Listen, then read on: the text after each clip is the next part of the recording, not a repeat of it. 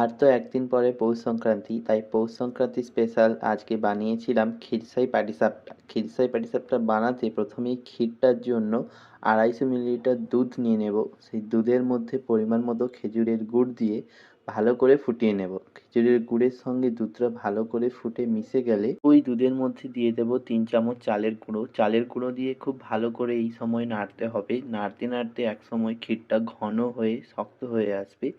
ঠান্ডা হয়ে গেলে এই ক্ষীরটাই আরও শক্ত হয়ে যাবে।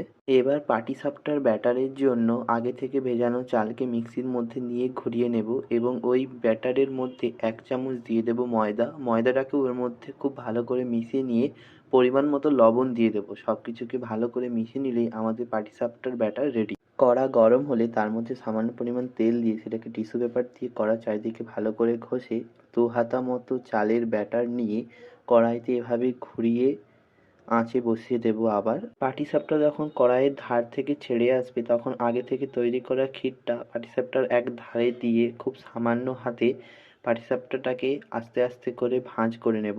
ভাঁজ করা হয়ে গেলে সেটাকে কড়া থেকে তুলে নেব।